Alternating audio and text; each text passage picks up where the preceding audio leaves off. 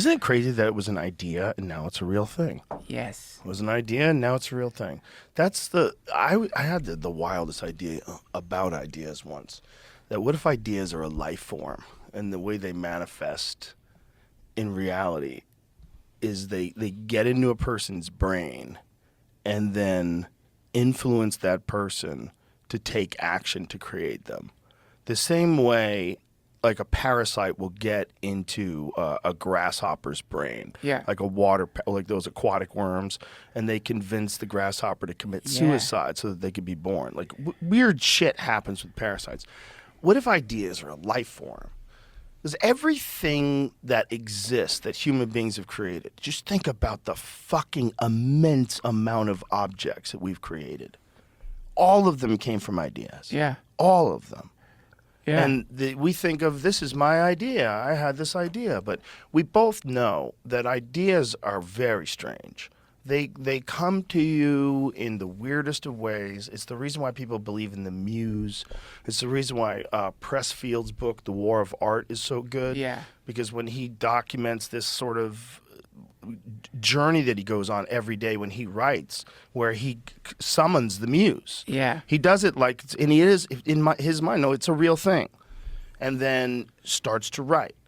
And treats it like a ritual. Like you're going to be there all the time. What is happening there? Like what are you summoning when you get these ideas? Whether it's summoning something that's a creative work like literature, or whether it's the invention that changes society forever. Right. Like all of them came from ideas. Yeah, and a lot of them, like the great ideas, like Tesla, he just openly admits it came to him in a vision. Yeah. He saw it. Like, he doesn't even ascribe it to his own mind. It was like a vision. Don't you feel that way about some of your best jokes? That Yeah. they just pop into your head? Yeah, but you know what's weird about Tesla? And I'm sorry, you guys, if I'm wrong about this, but I read it and was blown away. And I think it was on his Wikipedia, but I could be wrong. Apparently, he was thinking about Faust when he had the vision. Now, I hope I'm not wrong about that, Really? you guys. Jamie, would you mind? I'm sorry, dude. I could be wrong, and I'm sorry, y'all, if I am. But so Faust is about, an alchemist who makes How poetry inspired Tesla to design one of his most important inventions. What's that? There it is. Faust. Yeah, one of the lesser known facts about Tesla is that he was also a great fan of poetry. It was an expert of Goethe's, I think Goethe. Goethe's Faust that inspired him to finalize his invention of the alternating current motor. The term world-changing invention certainly applies to this innovation. So what inspired that was a poem.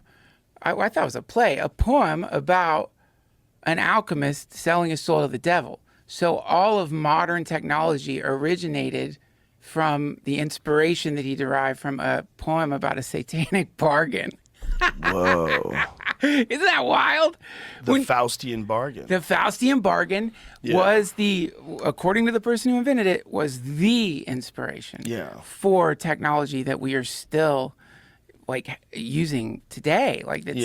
So then you go back and you think, well, what inspired Goethe?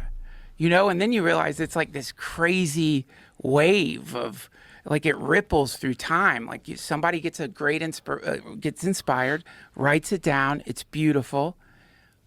I don't know how long passed between when he wrote that and Tesla had his vision, but certainly, obviously, Goethe probably had no idea that when he spent the time writing that thing and trusted to write it down, he was going to warp the entire planet. His poem was going to ripple out and warp the entire planet just from a poem. That's wild, man. Whew. Isn't that crazy? Isn't that nuts? Especially, it's so meta. You weren't wrong. It is a play, but it's written in verse. So it is a poetry also. Gotcha. Wow. 1808. 1808. Someone writes a cool poem about selling your soul to the devil. Cut to now, there's self-driving cars. Holy fucking shit. Oh my God. Ideas are strange. I mean, even back to the club, the idea of the club. You know, Yeah. When we were all talking about doing it, these ideas were just like, yeah, and then we could do this, and then we could do that. Yeah, should we have this? Should we have that? Yeah, and we spent a fucking year and a half doing this. It was a long process before it actually got built. Well, that's the problem with ideas. It's like they mimic. And I'm not just saying this because my wife's pregnant. They mimic childbirth in the sense that there's some kind of gestation period. You're inseminated with your inspiration. Yeah. Then you got to start growing it, and then the phases of growing it can be like really torturous and long, and like somewhere in there you're like, this sucks. Like, this is really the dumbest thing of all time. And then you keep working on it, and maybe you realize that's true, or you find you fix it. It's like a puzzle. Yeah. But that is why so many people, I think, are like letting inspiration come all over their face, but not letting it inside. Well, I always tell people that the way I try to think about things is bandwidth.